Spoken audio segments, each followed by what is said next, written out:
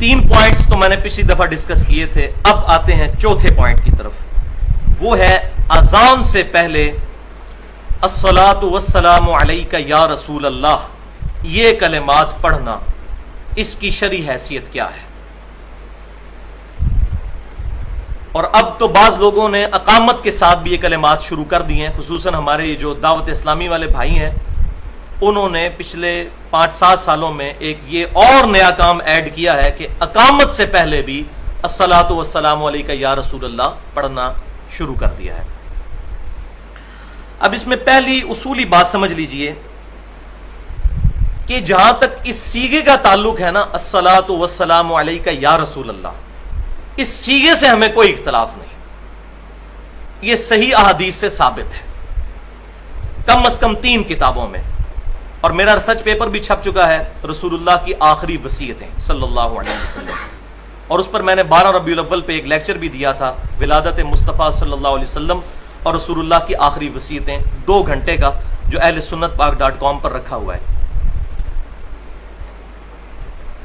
Research paper number 1 ہے، اس میں نے اس کا حوالہ ریٹن میں بھی دیا ہے کہ سنن الکبریٰ البیہقی میں صحیح سند کے ساتھ، اسی طریقے سے الموطا امام مالک میں صحیح سند کے ساتھ، اور المصنف ابن ابی شیبہ میں صحیح سند کے ساتھ یہ اثر موجود ہے. انٹرنیشنل نمبرنگ کے مطابق المصنف ابن ابی شیبہ میں 11793 نمبر روایت ہے کہ سیدنا عبداللہ بن عمر رضی اللہ تعالی عنہما جب کبھی بھی قبر رسول پر حاضر ہوتے تو پڑھتے السلام علیک یا رسول اللہ. پھر سیدنا ابوبکر کی قبر کے سامنے آ کر پڑھتے السلام علیک یا ابا بکر. پھر سیدنا عمر کے سامنے آ کر، ان کی قبر کے سامنے آ کر پڑھتے السلام علیک یا اباتا، اے میرے باپ آپ پر سلامتی ہو. یہی وجہ ہے کہ سعودی عرب سے بھی جو مفتی اعظم سعودی عرب کی کتاب چھپی ہے مسجد نبوی میں حاضری کا طریقہ، شیخ عبداللہ بن باز رحمہ اللہ کی، انہوں نے بھی یہ روایت لکھی ہے اور انہوں نے یہی طریقہ لکھا ہے قبر رسول پر حاضری کا. اور الحمدللہ اس میں کوئی اختلاف نہیں ہے. پاکستان میں بھی جو پہلے کچھ اہل حدیث علماء کی طرف سے غلط قسم کی ریزسٹنس سامنے آئی تھی، لیکن اب الحمدللہ اہل سنت میں سے بریلوی اور دیوبندی تو پہلے ہی قائل تھے.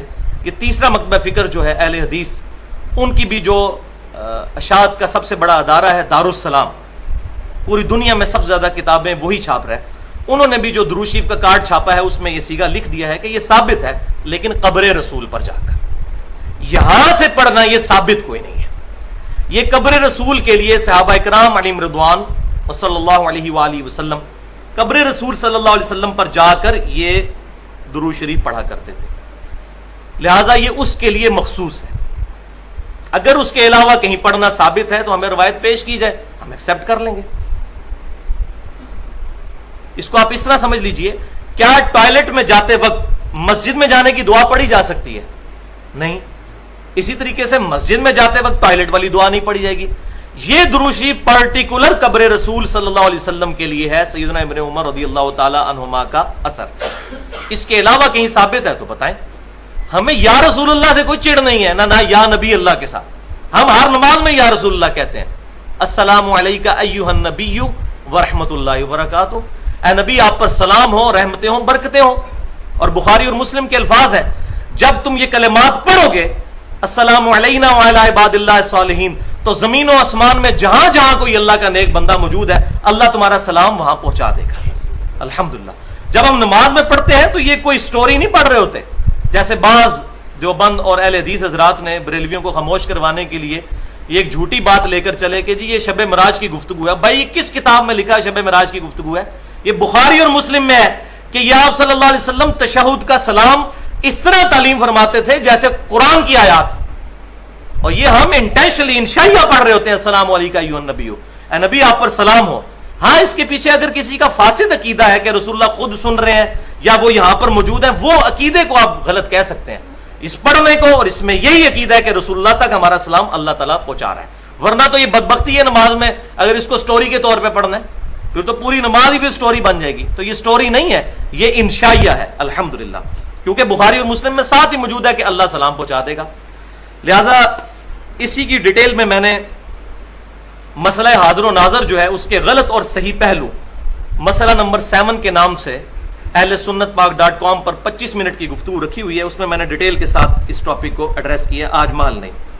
عام حالت میں ہم کون سا درود شریف پڑھیں؟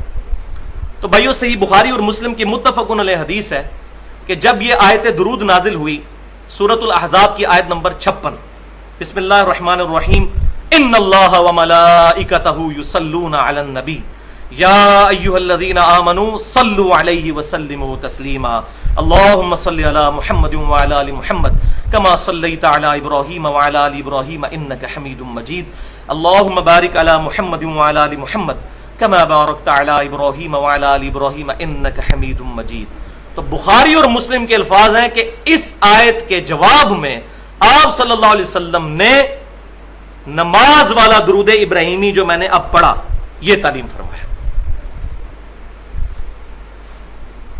اور حدیث شروع اس سے ہوتی ہے کہ اے اللہ کے رسول صلی اللہ علیہ وسلم، آپ نے ہمیں سلام کا طریقہ تو سکھا دیا ہے، السلام علیکم ایھا النبی ورحمۃ اللہ وبرکاتہ، ہمیں درود شریف بھی ذرا سکھا دیجئے۔ تو پھر آپ صلی اللہ علیہ وسلم نے اس درود شریف کو سکھایا۔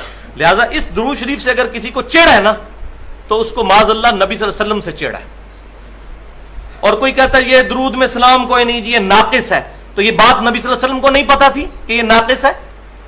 آپ نے کیوں نہیں فرما دیا؟ تو نماز کے اندر یہ پرفیکٹ ہے اس اعتبار سے بھی کہ سلام بھی آ جاتا ہے اور درود شریف بھی۔ باقی نماز کے علاوہ بھی یہ درود شریف پڑھنا چاہیے، اس کی وجہ یہ ہے کہ درود و سلام جو ہے یہ ایکویلنٹ ورڈ کے طور پر بھی استعمال ہوتے ہیں، لیکن جہاں جہاں ثابت ہے، جو جو صیغہ ثابت ہے الحمدللہ وہ ہم پڑھنے کے قائل ہیں۔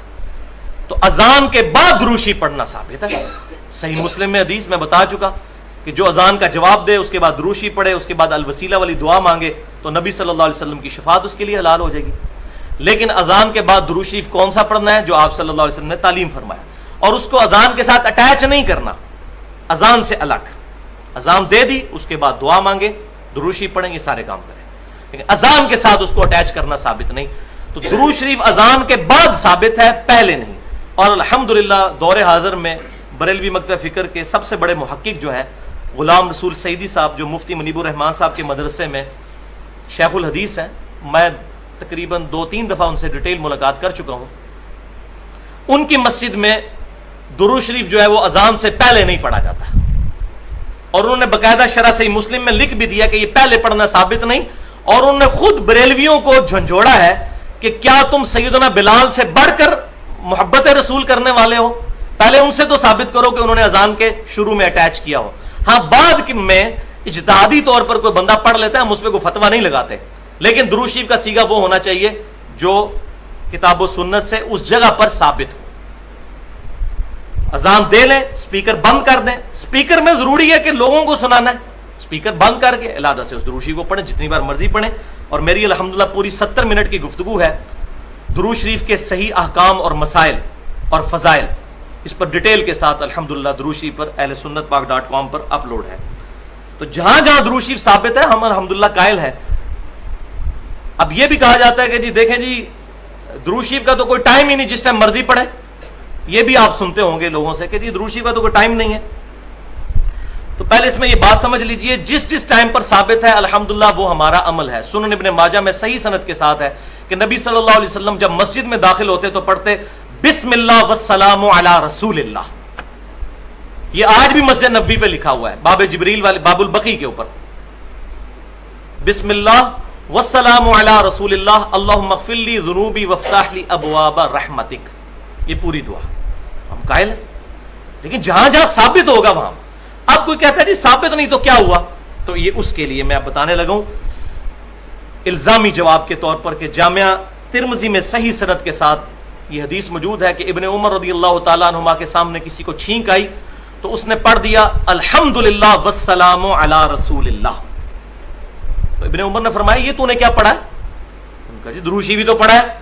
تو انہوں نے فرمایا تم وہی کہو جو نبی صلی اللہ علیہ وسلم کہا کرتے تھے۔ آپ صلی اللہ علیہ وسلم ہمیں اذان کے جواب، اس میں چھینک کے جواب میں الحمدللہ یا الحمدللہ رب العالمین علی کل حال تعلیم فرمایا کرتے تھے، تم وہی کہو جو نبی صلی اللہ علیہ وسلم کہا کرتے تھے۔ اس نے آگے سے نہیں کہا کہ تسی جناب گستاخ رسول ہو گئے، درود شریف سے منکر ہو، یہ نہیں انہوں نے کہا کہ ابن عمر آپ گستاخ رسول ہو گئے، آپ درود شریف سے منع کر رہے ہیں۔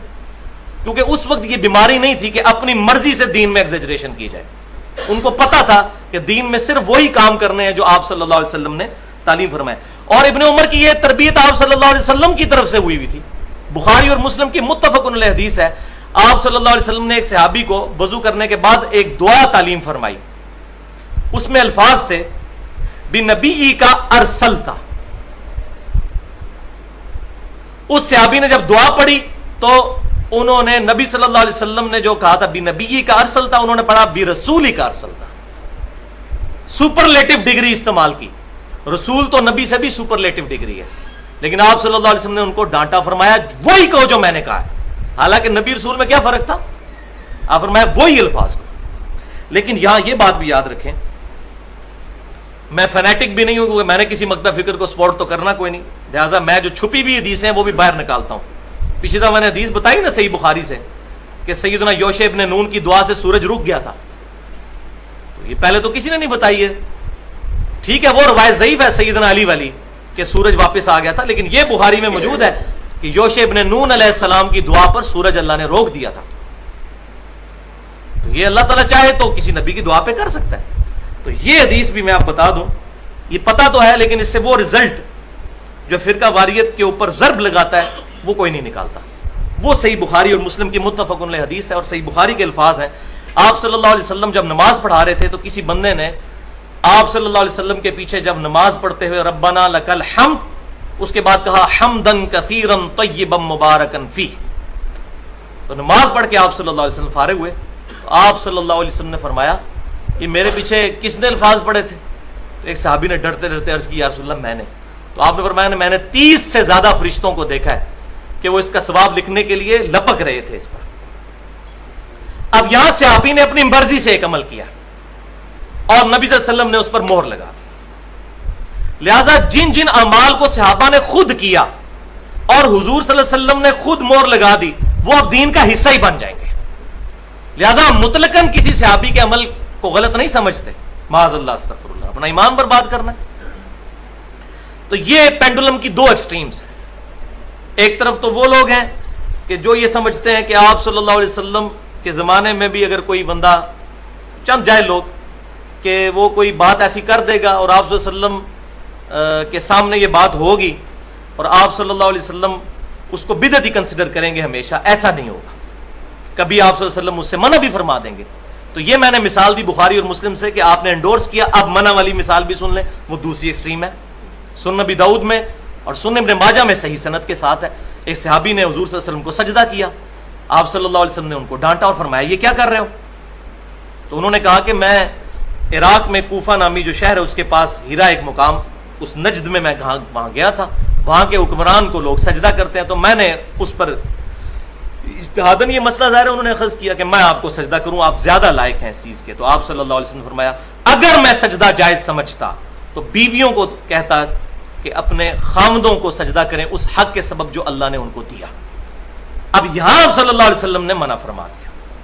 اس صحابی نے حضور کی محبت میں سجدہ کیا تھا. شکر ہے کہ وہ آج کا مسلمان نہیں تھا حضور وہی کہہ دینا عشق دے چلے نمبر رہ گئے عقل والے انجے عمرہ گالیاں, کہ تو عشق کی محبت کی باتیں ہیں, عقل والوں کی میں یہ سمجھ نہیں آئیں گی. ان کو پتا تھا کہ محبت وہی ہے جو آپ صلی اللہ علیہ وسلم انڈورس کریں گے, جو انڈورس نہیں کریں گے وہ محبت نہیں گستاخی ہے. تو یہ ٹیکنیکل چیز کو سمجھیں. کتاب و سنت کے منہج پر چلنے والے لوگ اکثر جو علماء ہیں ان بچاروں کو تمیز ہی نہیں کہ بات کنوے کس طرح کرنی ہے. ایسے الٹے طریقے سے بات کرتے ہیں کہ بات ماننی بھی ہوگی, جو کہتا جاؤ دفاع ہو گستاخ رسول. اب اس طریقے سے بات کو اگر آپ بتائیں گے کہ ہم یہ دیکھیں مثال, اب آپ خود بتائیے کہ آپ صلی اللہ علیہ وسلم نے کیوں منع فرمایا؟ محبت میں اجازت دینی چاہیے تھی. لہٰذا آپ صلی اللہ علیہ وسلم کی محبت میں وہی اعمال کیے جائیں گے جو آپ صلی اللہ علیہ وسلم کی طرف سے الاؤڈ ہوں گے, اپنی مرضی سے نہیں.